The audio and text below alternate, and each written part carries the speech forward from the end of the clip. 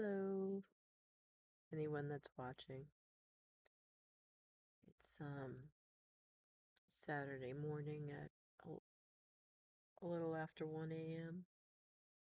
and I was supposed to be in bed and asleep a little over an hour ago in effort to have better sleep habits. But I just can't seem to do that. Um Hope everyone's well, and let me start by saying I'm wishing everybody a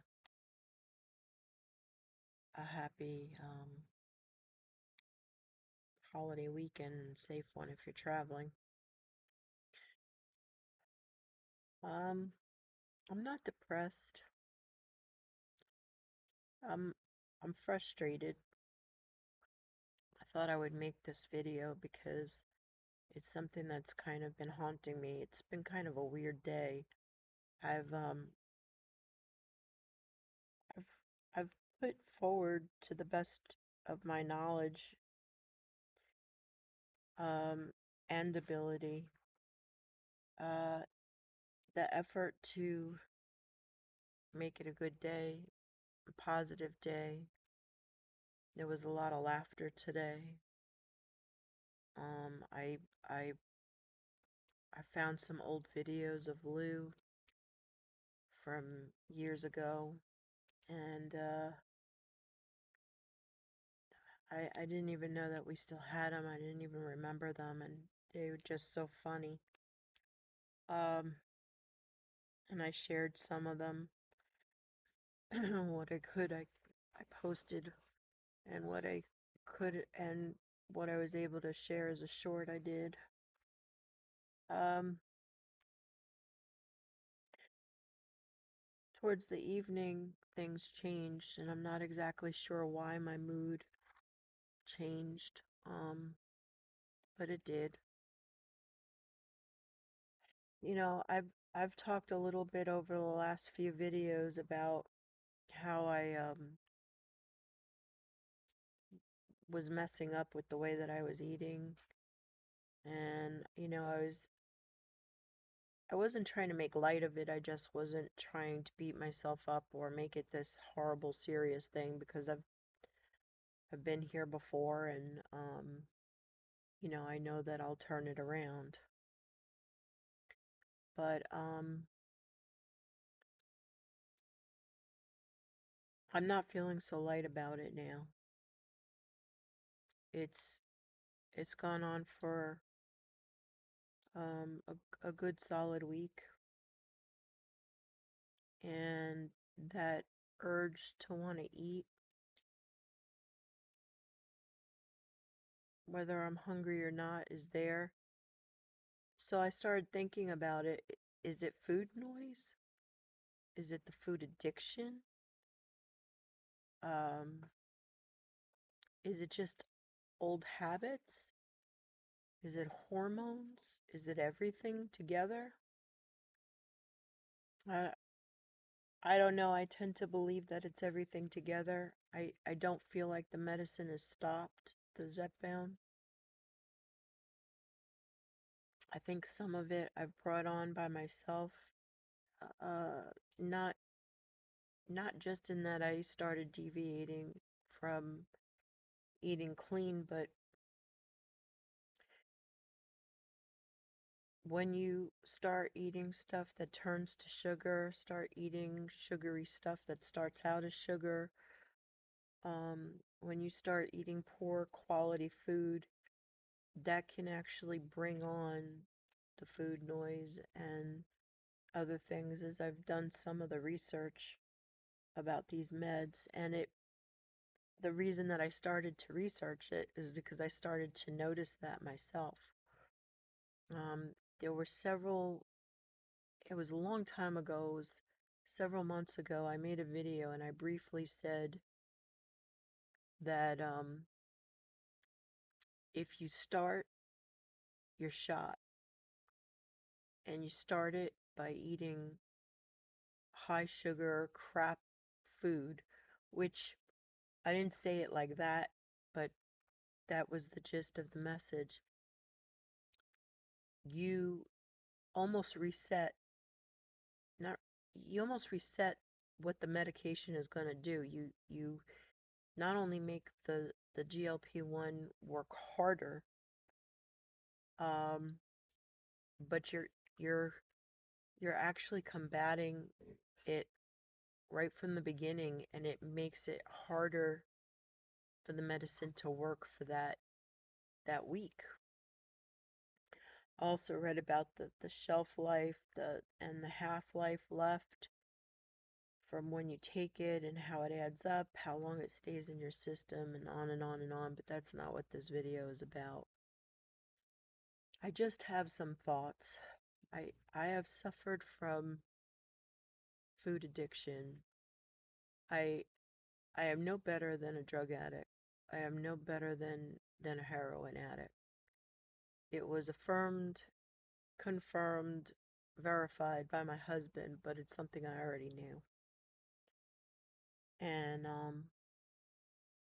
I've also seen evidence-based medical um, research regarding this case of food addiction that a lot of people still don't believe exists. And I've actually seen the pictures of the brain with the pleasure centers. I've actually seen the comparisons between heroin addict brains and food addict brains. Um, so yes, you can dispute all you want if you disagree, but some things are just fact. They're not opinion. And this is an evidence-based fact that food addiction is real. And a lot of it has been caused because a lot of the receptors in the brain have been ruined by a lot of the processed foods that we've eaten because of the different chemicals that they've put in the food to make us not feel satiated so that we would crave and want more. But food addiction isn't cravings. That's a part of it. But food addiction, and it's a big part of it, but food addiction it's more than that. And it definitely coincides with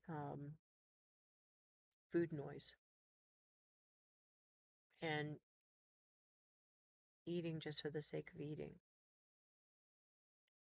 And there were some things touched on in a conversation earlier tonight that I was a part of.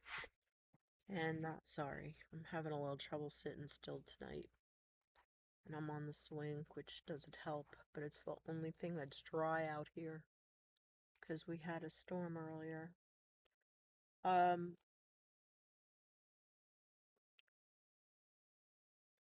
Talking about the disease of obesity and talking about food noise and what it actually is and where it comes from, and is it, excuse me, well, I don't even know if I can articulate everything that was said, but I can tell you that I had my own opinion, which I kept to myself um, at the time of the conversation, just because I thought it was better to listen than to talk. And the thing that I feel like was left out is that food noise, and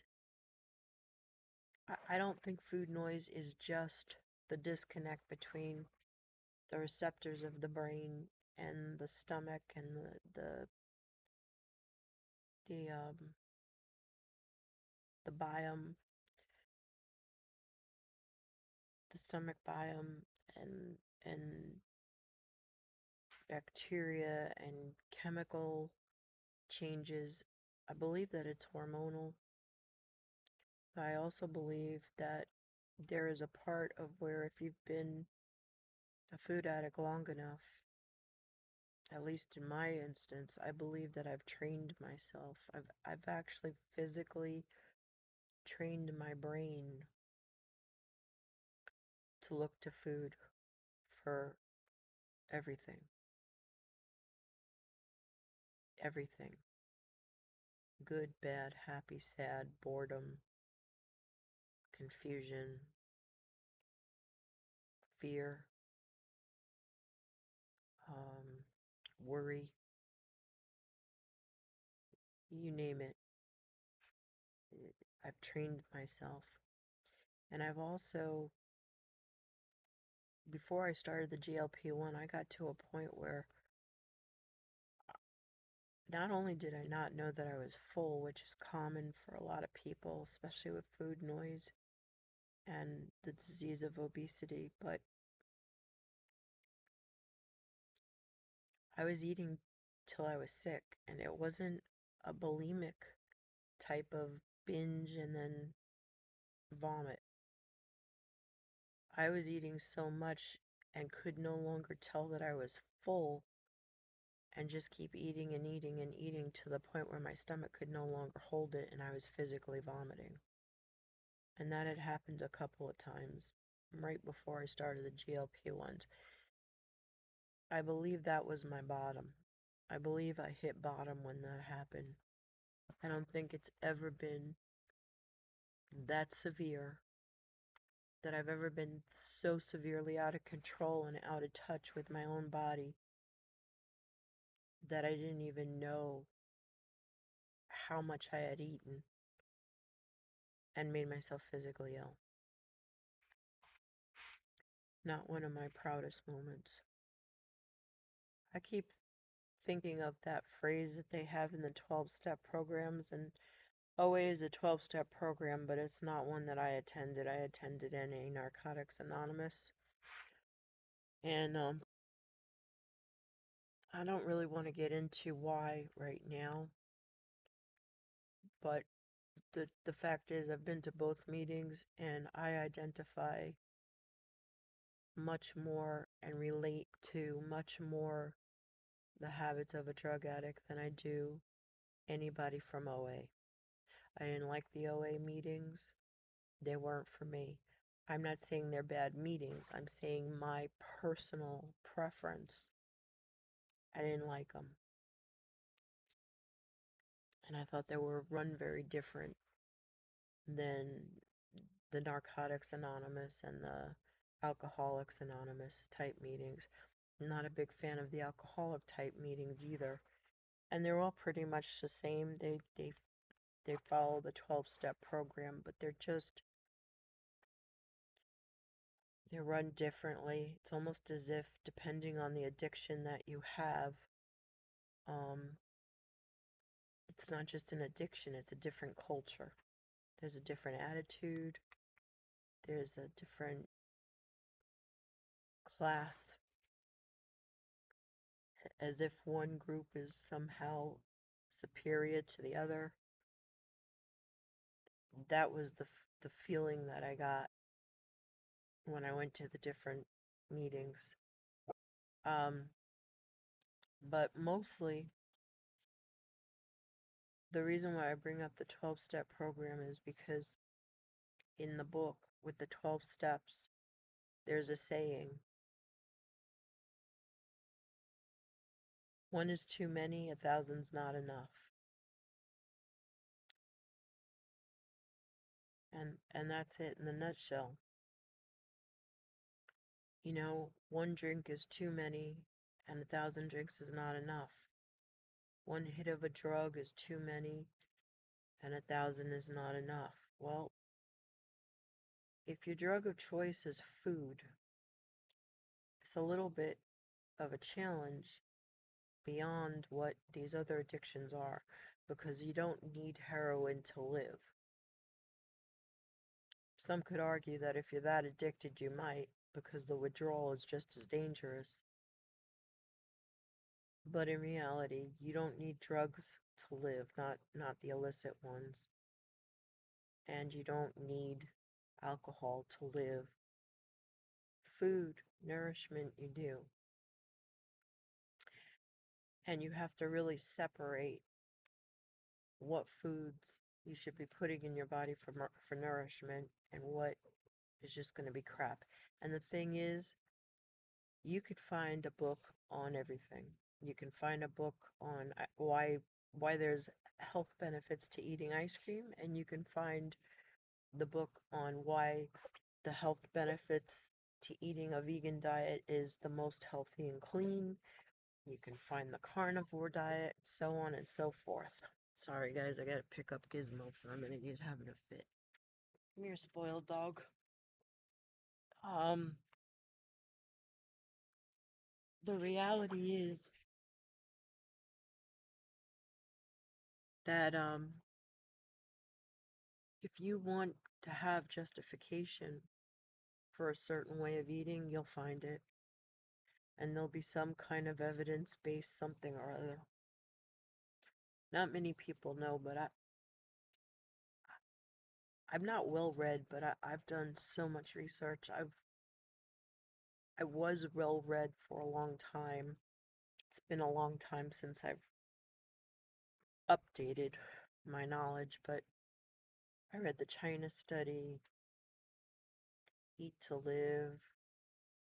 Then there were several books, other books by Dr. Furman. I read the prevention of uh, disease, heart disease, and other diseases by Dr. Esselstyn. Um, and I've read the books by Dr. Is it Ornstein? It's not Ornstein. I'm not saying his name right. It's been a long time, folks, but I've read so many books over the years and watched so many documentaries. And I'd say the China study was the longest and the most effective, most evidence-based. At the time, it was the largest global study on food, nutrition, and disease prevention that there was.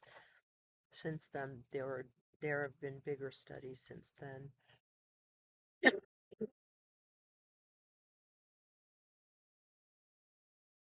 I don't know why I went into all that, but I think the point was um, a lot of the nutrition that I know is based off the book of the China study, which is all evidence-based science. Um, I'm not trying to ramble. I just have so many things on my mind, and I started to get, I'm not depressed like clinically depressed, but I started to get depressed. I started to get frustrated and angry, scared because my eating's been out of control this week. And why is that with this medication? And, questioning myself, have I been fooling myself and lying to myself and thereby telling my truth, which maybe is not so truthful in terms of making excuses for why my behavior is what it is? Is it hormonal? Is it old behavior? Is it food addiction? Is it the disease of obesity? Why am I struggling so much this week and stress? Like, I've been stressed. I, I think what triggered my self-sabotage, which is the other answer, is why am I always sabotaging myself? Why is it other people can just stay focused on these meds and just go right through? And I'm spending, you know, $450 a month now, but at one time it was 500, and one time before that it was 650 a month. I'm direct pay if you haven't figured that out. Why is all this money going towards this medication and I'm screwing around? This is the tool to help me so I don't have to struggle so much so that I could stay on point, and I was doing that for so long. And then these little deviations started, and they would get longer and longer, and sometimes, most of the time, there would be a hormonal change, and I realized, oh, you're on your cycle. And I mentioned in the previous video that I, I'm irregular. I've always been irregular, so I never know exactly when I'm going to hit, and my hormones have always been nuts. And I have a long history of even having 2 menstrual cycles in 1 month or more. Just weird stuff. And the more crap I eat, the worse it is. I don't know how much weight I've gained now. The last video I said it was teetering 7 pounds because I had weighed myself. I don't want to weigh myself now, but I can feel the weight. I feel different. It's not just bloat. I can feel the weight. I can see my clothes not fitting well. And I think it was hitting the 101-pound weight loss mark. I think that was a huge trigger for this self-sabotage and trying to figure out why. Because it's not the first time that I've gone through this where I've lost an enormous amount of weight and then I just get triggered for some reason and I start going backwards or I just stay at a standstill. And it's not a plateau because of, my body doesn't want to lose weight. It's usually a plateau because I'm always like pushing the envelope. That's when my eating starts to get where I'm just barely maintaining what I've lost. Excuse me, until I end up going the flip side and start gaining weight back. Why am I struggling so much? What is it about the weight loss mark that, I said many times in previous videos that I won't weigh myself every day. I can't do it. I can't even do it every week because it's a trigger, especially with the weight loss. For some reason, that's when I end up screwing up. I thought I had a handle on that because I'd gotten better with that. But for some reason, all of a sudden, a couple of weeks after I'd hit my third goal, which was to lose 100 pounds, and I actually lost 101, all of a sudden, started thinking about my 1 year anniversary on this medication and the 100 pounds that I've lost. And I started thinking if I hadn't screwed around as much as I had, because I'd been eating clean and really doing well for long periods of time, but then I would just get this cluster of time where days, even a week, I'd just mess around so bad and I'd gain the weight. Then I'd turn around and lose the weight again. If I hadn't wasted that time and had so many of those hiccups, if you will, I probably would have been 140 pounds down by now, at least 120, if not more. And I'm just aggravated. I don't know why I keep sabotaging. I know that the lack of sleep has a lot to do with it. I know that stress, everything's a contributing factor, but there's something else going on, and I just wish I wasn't constantly being triggered. I wish this medication didn't just take care of food noise. I wish it stopped triggers too. Maybe one day there will be a medication that does that. Anyway, I don't know if anybody can find this long video relatable. It's 25 minutes in. I don't know if I'm getting my point across, if it's even understandable, the things that I'm saying. If anything makes sense, there's just so many scattered thoughts right now.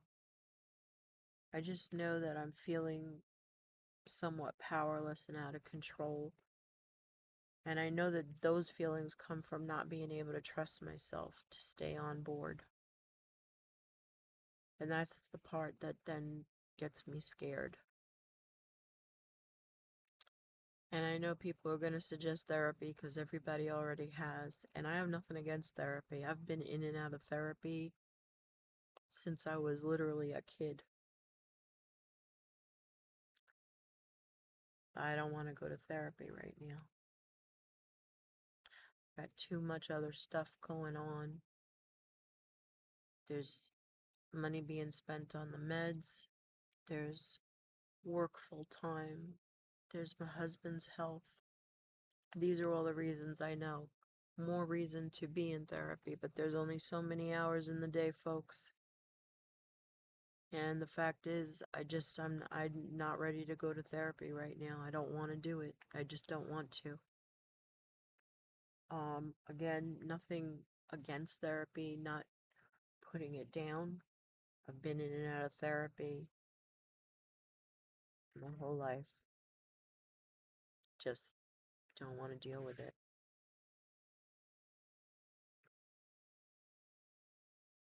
So, in any case, food noise,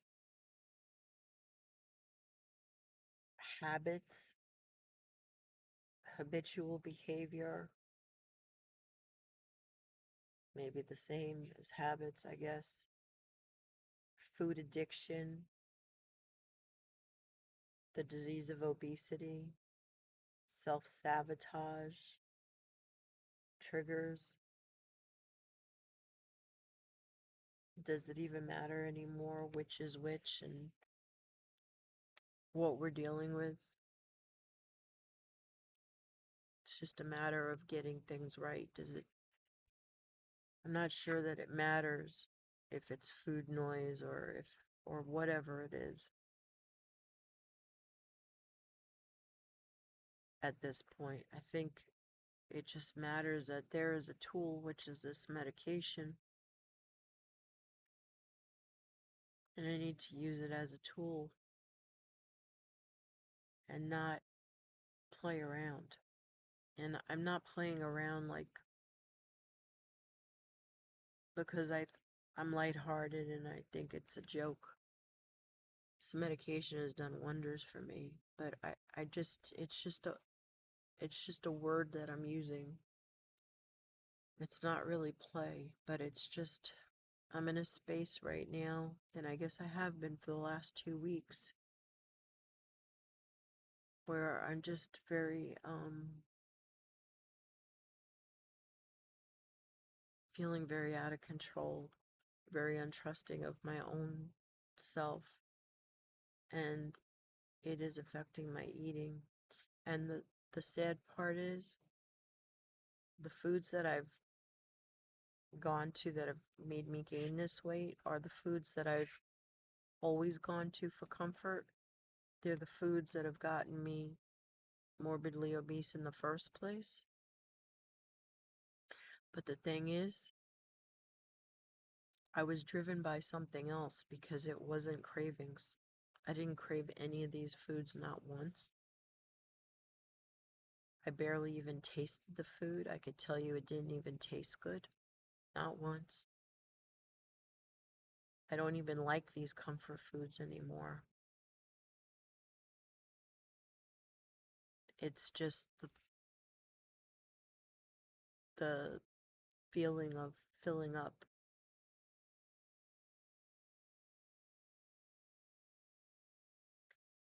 Anyway, again, um, if you made it this far in the video, it's 29 minutes and 28 seconds. Thanks for spending your time listening to me. And I don't know if it helps expressing these feelings to make other people maybe feel less alone if they're secretly feeling this way. But I know it's not an educational video. that's for sure. But this is part of my journey, and this is what I'm going through right now within that journey. I'm not giving up. I know the weight is going to come off. I know I'm going to get things right. I did take my shot, by the way, Friday, which technically was yesterday. Um, I'm doing what I'm supposed to as far as that goes. I've not gotten on the treadmill. I've not done any walking.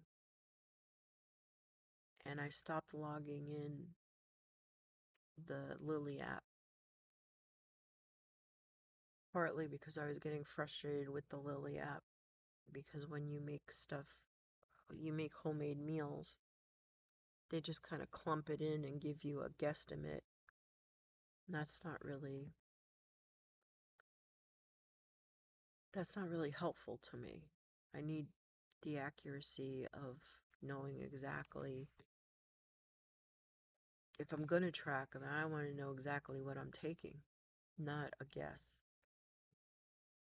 That aggravated me, kind of turned me off of the app. I was real excited about it, but that started to turn me off. And then,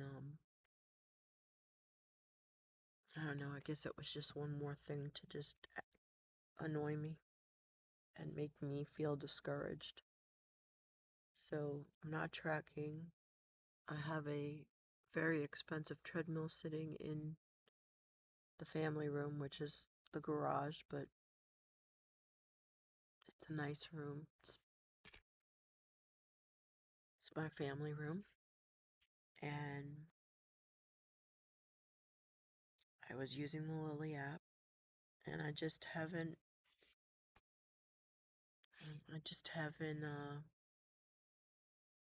been consistent. And I've said it before, I'll say it again. The one thing I'm consistent in is being inconsistent. And so I've not done anything towards the challenge for the walking with Taisha, simply Taisha. I've not made the goal of tracking every single day for a month on the new Lily app. Not made the goal of getting in all the water. I've not made in the goal of getting to bed on in a decent time and get up early and start doing what I have to do. I'm behind in my paperwork for work.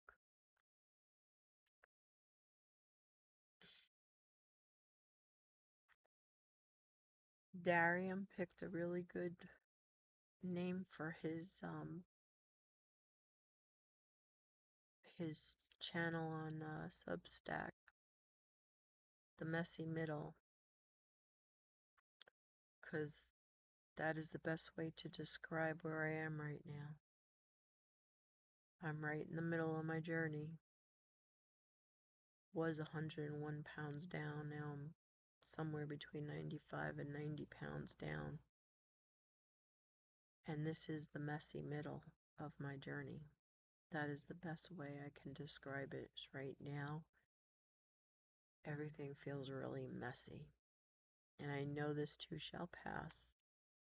And I'm not so depressed that I'm falling apart. I'm just disappointed and I'm frustrated. And I'm also very tired. And that probably contributes to a lot too. So again, thank you for listening. Happy holiday weekend, happy Easter, happy Passover. And if you don't celebrate anything and you just want a restful weekend, I hope you get it. Happy Sunday, happy Saturday. Be safe if you're traveling. And enjoy your weekend. And thank you for sharing your time with me. I know time is valuable and I appreciate you. Thank you for being part of my journey. And I will see you folks again soon. Good night or good morning.